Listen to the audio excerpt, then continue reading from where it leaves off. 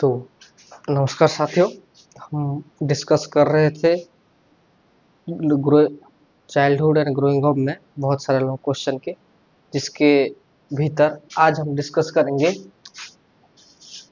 The Piaget theory. Okay, ये इसका this is an important question. Okay, हर 2 साल में एक ना एक क्वेश्चन इसमें आता ही रहता है, बीएड के एनुअल एग्जाम में और सेमेस्टर एग्जाम में। ओके, तो जीन पियाजेट के बारे में बहुत से अच्छे अच्छे लेक्चर हैं यूट्यूब में, लेकिन अप्रोप्रिएट राइटिंग के साथ आंसर राइटिंग साथ मैंने अच्छे से नहीं पाया। तो मैं कोशिश करूंगा कि आपको जीन पियाजेट का थ्योरी एक रिटर्न फॉर्मेट में और एक इजी फॉर्मेट में आपको मिले। ओके, तो डिस्कस करते हैं। क्वेश्चन क्या आया था, देखिए। पहला तो ये क्वेश्चन आया था, briefly explain the cognitive theory of Piaget. Okay, briefly explain the cognitive theory of Piaget. और क्या आया था, what is the socio emotional development of human being, what is the socio emotional development of human being, discuss Jean Piaget theory of development of sociality. Okay, आपका मोटा मोटा अर्थ ये निकालना है कि जीन पियाजेट के बारे में अगर एक लॉन्ग क्वेश्चन आपको पूछा जाए कि उनके थ्योरी को, या फिर describe the cognitive development of the child, ऐसे कुछ घुमा के आए तो आपको ये लिखना है। ओके, सही है, पढ़ते हैं। देखिए इंट्रोडक्शन में, व्हाट इज कॉग्निटिव डेवलपमेंट?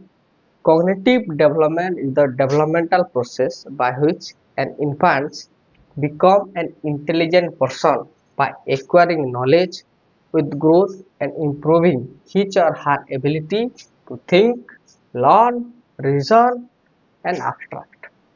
समझ में आया? What is cognitive? Cognitive is related to our brain। Okay, एक व्यक्ति, ओके, चाहे कितना ही बड़ा क्यों ना हो जाए, अगर उसके मेंटल कैपेसिटी, ओके, उसके थिंक करने की कैपेसिटी, उसकी लॉजिक की कैपेसिटी, ओके, कहते हैं ना बच्चा छोटा है लेकिन दिमाग उसका तेज है, और एक बड़ा आदमी हो गया फिर भी तेरे में दिमाग नहीं। दिमाग का मतलब क्या है, उसका उसकी मेंटल कैपेसिटी। ओके, वो कितने दूर तक सोच पाता है, कितना आइडिया निकाल पाता है, किसी भी प्रॉब्लम को किस तरह से डील करता है, किसी भी सिचुएशन को कैसे हैंडल करता है, ये है उसका मेंटल कैपेसिटी। ओके, और इसी डेवलपमेंट को बोलते हैं cognitive development. Okay, cognition is always related to the brain. Okay, और द मेंटल कैपेसिटी। समझ में आया? तो ऐसा एक डेवलपमेंटल प्रोसेस जिसमें एक व्यक्ति, ओके, एक इंटेलिजेंट पर्सन बनता है। कैसे बनता है? बाय एक्वायरिंग नॉलेज, उसको नॉलेज की को ज्ञान करना होता है, with growth and improving his ability to think. Okay, जैसे जैसे आप बड़े होते रहे हैं, आप बड़े हो रहे हैं, आपका बुद्धि में विकास क्यों हो रहा है? क्योंकि आप बहुत सारे नॉलेज, बहुत सारे एक्सपीरियंस को अपने आप अंदर गेन कर रहे हैं, इसीलिए, है ना? Think, learn, reason and abstract. समझ में आया ये point? It is the development of intelligence. What is, according to cognition, what is cognitive development? It is the development of intelligence, conscious thought, and problem-solving abilities that begins in infancy. Okay, पैदा होने के बाद जितना आपके अंदर development हो रहा है, कॉग्निशन डेवलप, आपका इंटेलिजेंस, ओके, आपका कॉन्शियस थॉट, आप कैसे तरीके से तर्क निकाल पाते हैं किसी भी चीज का, कैसे सोचते हैं, है ना, कैसे प्रॉब्लम सॉल्व करते हैं, ये सारा हमारे कॉग्निटिव डेवलपमेंट में आता है। ओके, इन साइंस, ओके, क्या बोल रहे हैं? In science cognition means it refers to the mental process. Okay, in science cognition means it refers to the mental process. This processes include attention, remembering, understanding language, solving problem and decision making. Okay, इतना आपको समझ में आ गया है, आप लिख लीजिए, फिर हम आगे बात करते हैं। ओके,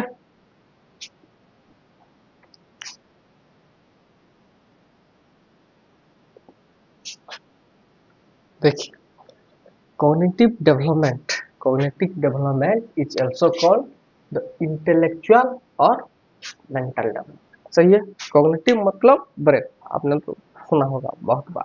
देखिए एक बात आपको मैं बताता हूँ, इस दुनिया, जब से दुनिया बनी, बहुत सारी स्पेसीज इस दुनिया में है ना, और उन सब में से ह्यूमन आज डोमिनेट कर रहा है।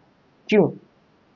Why the human are the most important I can say species in the world. बहुत सारे हैं, सांप है, जानवर है ना, शेर है, बिल्ली है, हाथी है, कितने सारे स्पेसिस है, कितने वैरायटी है, लेकिन ह्यूमन ही उन सब से आगे क्यों आ गया? क्योंकि उसका मेंटल डेवलपमेंट, उसका कॉग्निटिव डेवलपमेंट है, किसी भी तरह का सॉल्यूशन से वो निकल सकता था। पहले पहले देखिए कैसे हुआ ये सब। एक तो उनके पास ताकत बहुत कम थी, लेकिन मेंटल कैपेसिटी ज्यादा था, है ना। कहीं कुछ कोई खतरा ना हो, इसीलिए कुछ स्पेसिस ऑफ ह्यूमन साथ साथ में रहने लगे, झुंड में रहने लगे। ओके, बरसात से धूप से बचने के लिए गुफा में रहने लगे। थोड़ा खाने खाने को लेके उन्होंने वो आग का आविष्कार कर लिया, है ना। धीरे धीरे धीरे धीरे करके उसके उनके मेंटल डेवलपमेंट के प्रोसेस से ही वो आगे बढ़ गए। ओके, एक दिन हाथी ने पूछा, इतना तू मेरे से ज्यादा ताकतवर, आ एक बार हम लड़के देखते हैं। ओके, हुमन ने क्या किया, एक बहुत बड़ा गड्ढे गड्ढे खोद लिया अंदर से और उस साइड आके खड़ा हो गया और हाथी को बोला आजा। हाथी आ गया, गिर गया। ओके, तो क्यों ऐसा हुआ? क्योंकि उसका मेंटल कैपेसिटी ज्यादा है। ओके, और किसी भी सिचुएशन से ह्यूमन सरवाइव कर गया। ओके, बारिश हुई तो खुद का एक घर बना दिया, जिससे वो बारिश से, धूप से, टेम्परेचर से खुद को बचा सके। खाना उसको कैसे साल भर मिले, उसके उसने व्यवस्था, पूरी व्यवस्था कर ली। ओके, कैसे जमीन से कुछ उसके लिए खाने का चीज आए, पीने का चीज आए, वो कैसे अच्छे से रह सके, वो सारी सुविधा उसने कर ली। ओके, क्यों कर पाया वो सब? क्योंकि उसका जो ब्रेन है, उसी से उसने सोच सोच के बहुत सारे प्रॉब्लम को जितना भी आ सकता था उसका सारा सोल्यूशन निकाल लिया, और ऐसे ऐसे करके he live the world. Okay, समझिए।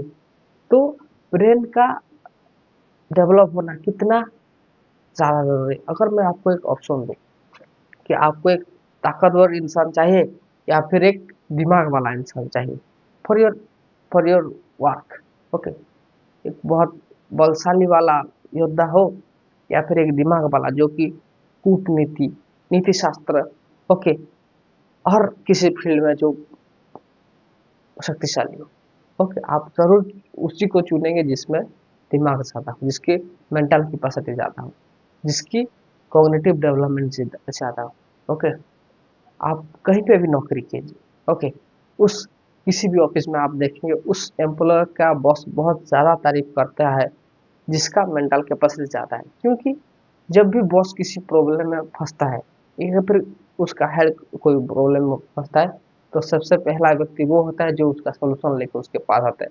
सर ये चीज़ है, ये उसका आंसर है। ओके, और ऐसे हम प्रोसेस फॉलो करेंगे तो हमारे लिए अच्छा होगा। तो क्यों नहीं बॉस उसको अच्छा बोलेगा? क्योंकि उसका मेंटल कैपेसिटी ज़्यादा है ना। जितने भी लोग आगे बढ़ रहे हैं, सफलता के रास्ते को चूम रहे हैं, उसका मतलब क्या? They are mentally very strong. Okay, देखिए हम बात करते हैं cognitive development. Okay, what is cognitive development? It means the development in abilities and capabilities of man due to which he adjust himself in the changing environment. बताया मैंने। Okay, in changing environment and find solution to all his problem. Okay, आज इंसान ऐसा क्यों बन गया है? क्योंकि उसने वो सारे प्रॉब्लम को सॉल्व किया, जिन जिन आफत वो फेस कर सकता था वो उसने सॉल्व किया, है ना। हर हर एक प्रॉब्लम का सॉल्यूशन होता है, बस ढूंढने वाला चाहिए, है ना। तो आप अगर अपने जिंदगी में जो भी प्रॉब्लम आए, अगर आप उसका सॉल्यूशन ढूंढने निकलोगे तो सॉल्यूशन मिलेगा। ओके, सही है। तो ह्यूमन का ये नेचर है प्रॉब्लम सॉल्विंग। जितनी भी दुविधा है, जितना भी कष्ट है, जितना भी प्रॉब्लम है, ओके, सबका सॉल्यूशन है। फर्क सिर्फ इतना है, आप उस प्रॉब्लम को ढूंढने निकलते हैं, उस प्रॉब्लम के सॉल्यूशन को ढूंढने निकलते हैं या नहीं। ओके, देखिए cognitive development theory of Piaget. अब पियाजेट के बारे में हमने हमने समझ लिया कि कॉग्निटिव क्या होता है, कॉग्निटिव डेवलपमेंट क्या होता है। आपको सिर्फ एक एक लाइन आपको याद रखना है, mental development. Okay, cognitive development, mental development. Mental development ज्यादा होगा तो हम कुछ भी कर सकते हैं। ओके, है ना। सही है। देखिए कॉग्निटिव थ्योरी ऑफ पियाजेट, पहले देखिए किसी का भी थ्योरी पढ़ते हैं उससे पहले हमें जानना होता है कि वो कहाँ से था, वो क्या, उसका क्या इम्पोर्टेंट थ्योरी था, ये सब। ओके, आप अगर इन उनके बारे में और दो चार तो लाइन खुद से भी अगर कभी गूगल करके पढ़े हैं और आपने लिख दिया तो ये और बेनिफिट है आपके लिए। सही है। देखिए cognitive theory of Piaget, gene Piaget A Swiss biologist, okay, वो एक बायोलॉजिस्ट थे and one of the most important influential people in the field of developmental psychology. Okay, और एक बहुत इंपॉर्टेंट एंड इन्फ्लुएंशियल व्यक्ति थे क्योंकि उनका थ्योरी में बहुत इन्फ्लुएंस हुए थे लोग, उनके थ्योरी से बहुत इम्पैक्ट पड़ा था। Okay, in the developmental field of psychology, सही है, has developed the concept of cognitive development, ये develop the concept of cognitive development. Okay, सबसे इंपॉर्टेंट वन, उन्होंने कॉग्निटिव डेवलपमेंट को का कॉन्सेप्ट दिया था। ओके, देखिए उन्होंने बताया था कि कैसे एक बच्चे का दिमाग बढ़ता है, कैसे भी उसका मेंटल कैपेसिटी डेवलप होता है, कैसे उसका कॉग्निशन डेवलपमेंट होता है। ओके, देखिए कैसे होता है। According to him cognition development is takes place with the social and physical development of an individual. Okay, समझ में आया। उसका कॉग्निशन डेवलपमेंट कैसे होता है, जब बच्चा फिजिकली और सोशली उसका डेवलपमेंट होता है, उसका मतलब ही उसका मेंटल कैपेसिटी इंटरेक्ट होता है। जैसे मैं आपको बता दूं, एक बच्चे का ग्रोथ होता ही है। ओके, जब वो नेचर में, ओके, सोसाइटी में खुद प्रेशर को हैंडल करे, चीजों को फेस करे, प्रेशर को फेस करे, और तब जो उसका डेवलपमेंट होगा, that's the mental development. Okay, जैसे भी लोग कहते हैं बच्चे बाहर जाते हैं, पढ़ते हैं और बड़े आदमी बनते हैं, ऐसा नहीं होता। कोई भी लड़का अपना घर छोड़ के, अपना सुख सुविधा सब छोड़ के बाहर आता है, बाहर किसी एक कमरे में, एक छोटा मोटा कमरे में रूम रेंट लेके एक गंदे से कमरे में रहता है, खुद खाना बनाता है ना, साफ सफाई खुद करता है, कभी लड़ाई झगड़ा होता है उसको भी मैनेज करता है, उसका ज़्यादा नुकसान ना हो, पैसे बचाए, ये सब सीखता है।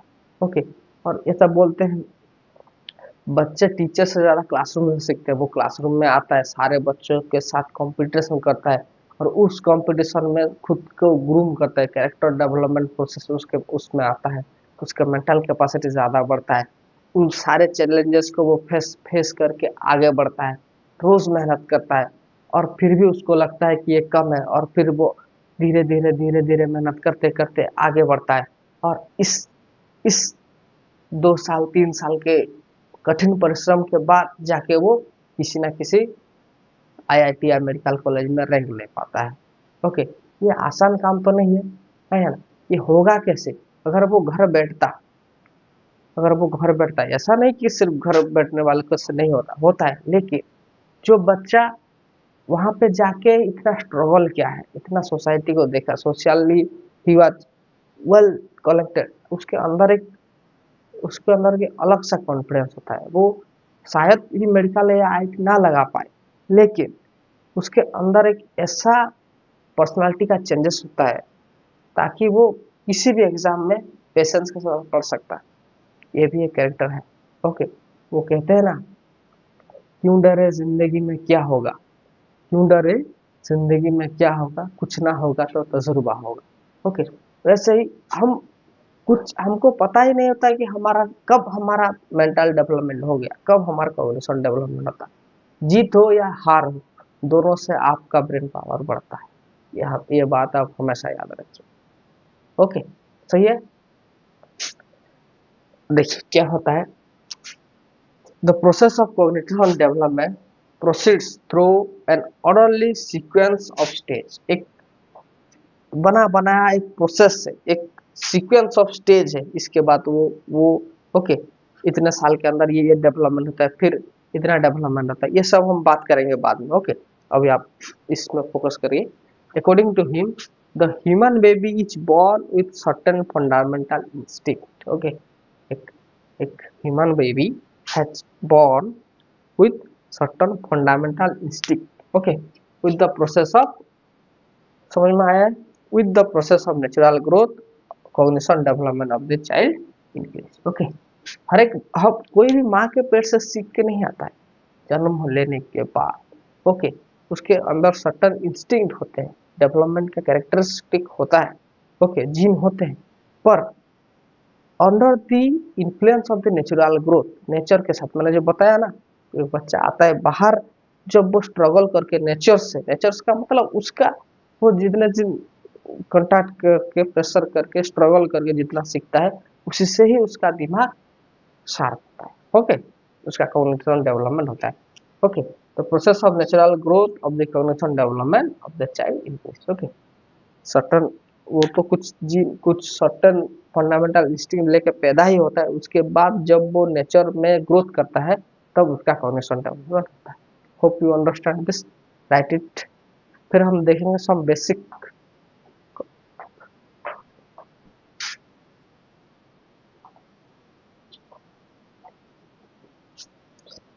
पियाजेट के थ्योरी को समझने से पहले हमको उनके दिए गए 4 बेसिक कॉन्सेप्ट को अच्छे से समझना पड़ेगा, ओके उसे हम नहीं समझेंगे तो हम रिलेट नहीं कर पाएंगे उनके थ्योरी को, ओके तो पहले हम उन 4 बेसिक कॉन्सेप्ट को समझते हैं। देखिए पहला है स्कीमा, ओके नाम थोड़ा आपको हटके लग सकता है, स्कीमा, ओके क्या है स्कीमा, देखिए पढ़िए, schema are the basic building blocks of one cognitive structure in the shape of a general potential to perform a particular class of behavior, okay like shocking, grasping, calculating, looking, listening etc, okay देखिए एक बार फिर से पढ़ लेता हूँ, schema are the basic building blocks of one cognitive structure, इसका मतलब हम जितना पहले जानते हैं उतना एक बेसिक आइडिया, जैसे एक छोटा सा बच्चा है,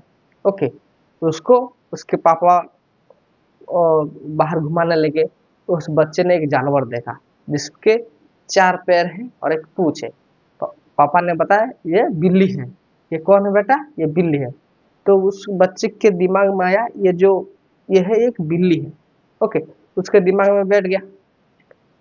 फिर एक दिन ऐसे ही जा रहा था, एक ऐसा और जानवर आ गया जिसके 4 पैर थे और एक पूंछ थी, उसने बोला पापा बिल्ली, उसके पापा ने बोला ना ये बिल्ली नहीं ये कुत्ता है। इसका मतलब क्या, उसके स्कीमा में पहले क्या था कि ये जो 4 पैर वाला एक जानवर है इसका नाम बिल्ली है, समझ में आया कि नहीं, that's the schema of that child, okay सही है। कोई भी चीज पहले जो बच्चे अजीबोगरीब सवाल पूछते हैं पापा को कि पापा पापा तरबूज में चीनी किसने डाली, पापा जी बोलते हैं बेटा तुम जब सोए थे तो भगवान जी आए थे यहाँ पे चीनी डाल के चले, उस बच्चे को फिर क्या होता है, अच्छा ऐसा होता है इसीलिए ये मीठा होता है, उसके अंदर जो बच्चा है वो उसको कैसे भी करके उसको जवाब चाहिए, वो क्वेश्चनिंग करेगा, ओके तो माँ बाप ऐसे उसको उत्पटांग मतलब वैसे ही जवाब उसको अच्छा लगेगा वो दे देते हैं, है या ना। तो उसके स्कीमा में क्या होता है, ये होता है, ओके उसको उसके स्कीमा में पहले से फिट कर दे, जैसे कि रात को, ओके रात को कभी बाहर नहीं निकलना, यहाँ पे भूत घूमता है, उसके अंदर एक स्कीमा डेवलप करता है जी अगर मैं रात को निकलूंगा तो मेरे को कोई उठा के ले जाएगा, कुछ कोई खा लेगा, इसलिए वो बच्चा रात में कहीं नहीं निकलता है, अगर निकलता है ये पहले डरता है, पापा भूत अंकल अगर आ गए तो हम क्या करेंगे, इसका मतलब क्या, उसके अंदर एक स्कीमा है ना, एक पहले से एक इंफॉर्मेशन है जो उसके cognitive structure in the shape of general potential to perform particular class of behaviour like shocking, grasping, calculating, looking, listening, ये सब आ सकता है स्कीमा में, समझ में आया। आप पहले एग्जांपल का आप रिलेट करें, ओके पहला से आपका स्कीमा कैसा है। Second one is assimilation, the process of integrating, देखिए द प्रोसेस ऑफ इंटीग्रेटिंग और इनटेकिंग of new information or experience and understanding this by fitting them into existing schema। एक स्कीमा तो आपके अंदर था, जैसे वो बिल्ली, ओके वो बिल्ली का स्ट्रक्चर उस बच्चे के अंदर था, सही है ना, कि बिल्ली के 4 पैर और एक पूंछ होती है, और वैसे ही एक और जानवर जिसके भी 4 पैर और एक पूंछ होती है, उसका उसका कुत्ता, एक कैट है और एक डॉग है। ओके, दोनों के 4 लेग्स और एक टेल है। सही है। इसका मतलब द प्रोसेस ऑफ इंटीग्रेटिंग और टेकिंग न्यू इन्फॉर्मेशन। ओके, एक नया इन्फॉर्मेशन उसको मिला। सही है।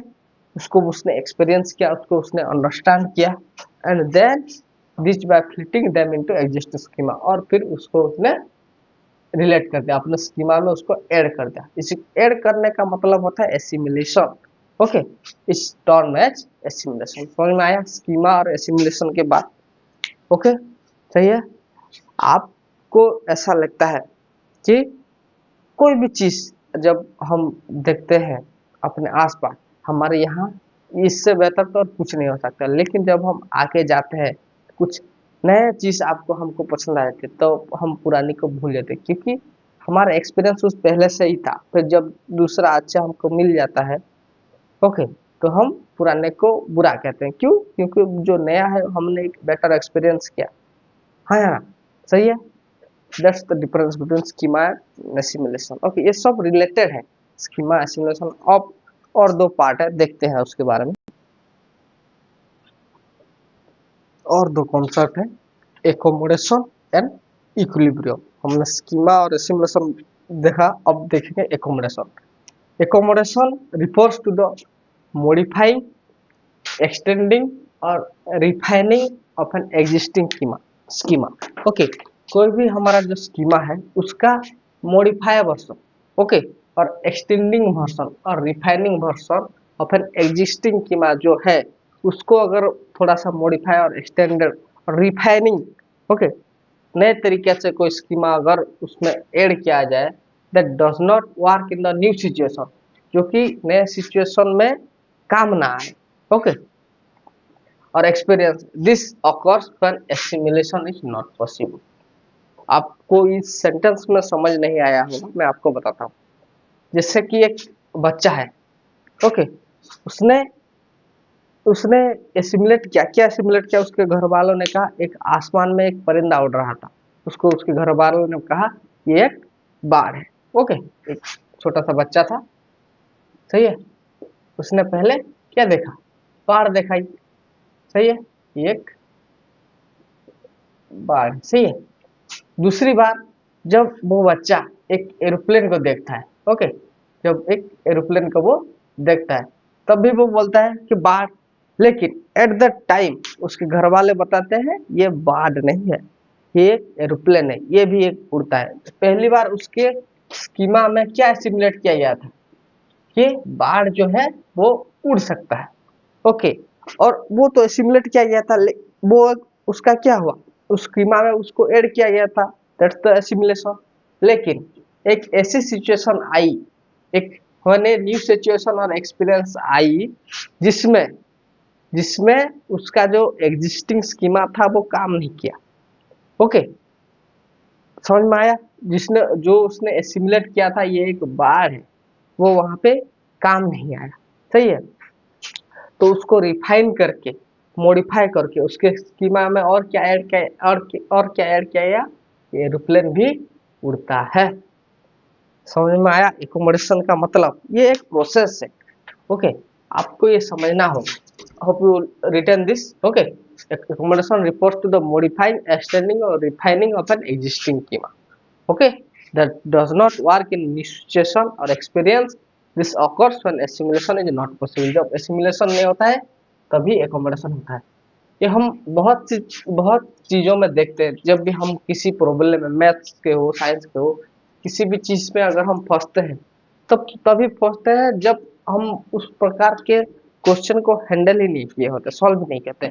कुछ बच्चे बोलते हैं ना, ये पेपर इस बार टॉप आया था, हम सॉल्व नहीं कर, इसका मतलब क्या? जैसे क्वेश्चन आए होंगे, उन्होंने उस तरह के क्वेश्चन प्रैक्टिस नहीं की, उस तरह के इक्वेशन को कभी सॉल्व ही नहीं किया, इसीलिए पेपर टॉप है ना? उनके स्कीमा से वो बिल्कुल अपरिचित है। इसीलिए पहले होता है स्कीमा। स्कीमा में कुछ ना कुछ एसिमुलेट करते हैं हम, अगर एसिमुलेशन के दौरान जो हमारा एक न्यू स्कीमा बनता है, न्यू एग्जिस्टिंग स्कीमा होता है, ओके, कुछ ऐसी न्यू सिचुएशन, कुछ ऐसे हालात जो कि उस स्कीमा को बदल देते हैं और हमें कुछ ना कुछ एकोमोडेशन करना होता है। सही है? आप लोग समझ पा रहे हैं स्कीमा, एसिमुलेशन और एकोमोडेशन के बीच का रिलेशन? देखिए क्या होता है। Number 4 is इक्विलिब्रिएशन। इक्विलिब्रिएशन मतलब इक्विलिब्रियम, इक्विलिब्रियम मतलब बैलेंस। ओके, देखिए क्या होता है। This is a balance between assimilation and accommodation. Okay, this is important. This is a balance between the assimilation and accommodation. सही है? When a child is able to respond effectively to an aspect of their environment. Okay, when a child is able to respond effectively to an aspect of their environment, the cognitive system is in equilibrium. The information that challenges our schema throw into a state of equilibrium, which is driving force of adaptation. समझ में आया? देखिए मैं आपको बताता हूँ। एक बच्चे का स्कीमा था, उसने एक पक्षी देखा, ओके, जो उड़ता था। उसने उसको रिलेट किया एक बर्ड जो कि फ्लाई कर सकता है। ओके, फिर उसने एक दिन क्या किया, उसने एक दिन एक एरोप्लेन देखा। मैंने जो बात किया, उसने एक दिन एक एरोप्लेन देखा। जब उसने एरोप्लेन देखा, क्या उसका दिमाग इक्विलिब्रियम में स्टेट में होगा? जब तक उसने बाढ़ को फ्लाई होते हुए जाना था, उसके स्कीमा में ये था। ओके, वो सही सही उसको सिर्फ यही लगता कि बाढ़ ही उड़ सकते हैं। ओके, बाढ़ से फ्लाई कर सकते हैं। लेकिन जब उसने एरोप्लेन देखा और बाढ़ कहा, और उसके मम्मी पापा किसी ने भी उसको बताया ये बाढ़ नहीं है, ये एरोप्लेन है, एक प्लेन है, तो उसके दिमाग में क्या इक्विलिब्रियम होगा या डिसइक्विलिब्रियम होगा? सही है, डिसइक्विलिब्रियम होगा। उसका दिमाग हिल गया होगा, नहीं ऐसे भी होता है, ऐसे भी हमको तो पता नहीं था यार, देखो यार वो एरोप्लेन भी होता है। और एक बार क्या हुआ, उसने एक क्या बोल सकते हैं हम, एक मिसाइल, ओके, टीवी एक मिसाइल और रॉकेट, रॉकेट देख लिया जो कि वो भी उड़ते हैं, है ना। एक रॉकेट उड़ते जा रहा है, ये क्या है, ये क्या एरोप्लेन है ना। तो उसके अंदर फिर वो चेंजेस आएगा कि ना, एक न्यू सिचुएशन, एक न्यू हैबिट, क्या फिर उसके दिमाग में डिसइक्विलिब्रियम पैदा करेगी। ओके, और उसके बाद उसको एडॉप्ट करना पड़ेगा, एकोमोडेट करना पड़ेगा। ओके, एडॉप्टेशन करना पड़ेगा। किस बात का? कि इस उसके दिमाग में आता है कि फ्लाई तो बाढ़ भी करती है, एरोप्लेन भी करता है, मिसाइल्स करती है, रॉकेट करती है, ये सब। इसका मतलब क्या, जैसे जैसे आपका न्यू एक्सपीरियंस होता रहा है, आप बड़े होते जा रहे हैं, आपके अंदर एक्सपीरियंस बढ़ रहा है, आपका दिमाग में एक और न्यू स्कीमा ऐड होने के पहले आपका दिमाग को इनइक्विलिब्रियम और डिसइक्विलिब्रियम में लाता है। ओके, फिर आप जब उसको एकोमोडेट कर लेते हैं, एकोमोडेट करते हैं, फिर ये आपको इक्विलिब्रियम स्टेज में लाके खड़ा कर देता है, और फिर आपका एक न्यू स्टेज ऑफ स्कीमा। अब इसको पता है एरोप्लेन भी उड़ सकता है, मिसाइल्स भी उड़ सकती है, रॉकेट भी उड़ सकती है, और बाढ़ भी उड़ सकती है। सही है, ऐसा चल रहा है स्कीमा। उसको अगर कुछ हम नया सिचुएशन दे, नया कुछ ऐड करें तो एसिमुलेशन। अगर हम उसमें कुछ मॉडिफाई करें, this is an modify version, not adding, modify और refining version, that's the accommodation. Okay, it always maintain the equilibrium. Okay, पहले तो दिमाग, हम पहले बहुत चीज नहीं जानते हैं। जब पहली बार किसी नए चीज को हम देखते हैं, हम डर जाते हैं। जैसे आप भी बहुत सारे ऐसे क्वेश्चन होंगे मैथ्स में।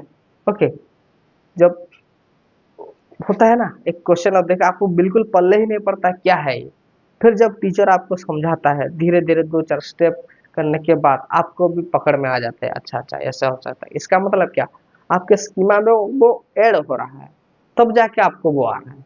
ऐसे ही देखिए ये सब हुआ। फिर एक दिन इसने एक ड्रोन देखा। ओके, इस बच्चे ने एक ड्रोन देखा, उसको पता है सिर्फ इतना है एरोप्लेन उड़ता है, मिसाइल्स उड़ता है, उड़ सकता है, रॉकेट्स उड़ सकता है, लेकिन बाहर उड़, लेकिन ड्रोन क्या है उसको पता नहीं। तो फिर इसके ब्रेन में डिसइक्विलिब्रियम होगा, फिर वो एकोमोडेट करेगा कि ड्रोन भी एक चीज होता है, ऐसे इस काम के लिए इसको बनाया जाता है और ये भी उड़ सकता है। And that's add into which the previously schema to new schema. ये सारा प्रोसेस हमारे दिमाग में होता है या नहीं। बहुत से ऐसे कॉन्सेप्ट होते हैं जो हमको पता ही नहीं होते, लेकिन जब हम उस चीज को फेस करते हैं, ओके, और उसके साथ हमारा स्कीमा में स्टिमुलेशन होता है, एकोमोडेशन होता है, ओके, और हम फिर से उस चीज के लिए इक्विलिब्रियम हो, हम नॉर्मल हो जाता है, सही हो जाता है। जैसे जिंदगी में मैं ऐसे ही, ओके, मैं जब मेरा केरल यूनिवर्सिटी में एडमिशन हो गया था, ओके, मैं यहाँ से ये सिर्फ सोचता था, ओके, सोचता क्या, हम हर चीज हम लोगों का मुस्लिम भाई बहन के साथ उतना ज़्यादा मिलावट नहीं है, ओके, इतना ज़्यादा गहरी दोस्ती नहीं है, लेकिन जब मैं वहाँ से उन व्यक्तियों से मिला, ओके, उनसे बातचीत की, तब मेरे को पता चला कि क्या यार, बहुत बहुत ही बढ़िया लोग हैं, है ना। ये हमारा प्रीवियसली एडेड स्कीमा है, ओके, जो कि हम जब उनको फेस करते हैं, एक्सपीरियंस करते हैं, तब जाके उसको उसमें मॉडिफाई होता है, ओके, एकोमोडेट होता है, और हमारा ब्रेन फिर से इक्विलिब्रियम में आता है। ये आप किसी भी चीज में अप्लाई कर लीजिए, यही होता है। जब तक आप नहीं जानते हैं कोई चीज, तब तक आप कुछ भी बोलते हैं, लेकिन जब आप उसके बारे में अप्रोप्रिएट जानकारी हासिल करते हैं, तब आपका एक नजरिया और बदल जाता है, आपके ब्रेन में एक इक्विलिब्रियम आता है ना। तो पियाजेट कॉग्निटिव थ्योरी पढ़ने के लिए हमसे सबसे पहले ये इन चारों चीजों को अच्छे से आना चाहिए, schema, assimilation, accommodation and equilibrium. सही है, इतना लिख लीजिए। फिर हम नेक्स्ट अगले वीडियो में द स्टेजेस, कितने सारे स्टेजेस है और क्या एजुकेशनल इम्प्लीकेशन है, सब हम देख लेंगे। ओके, आप इसको पहले लिख लीजिए। सही है।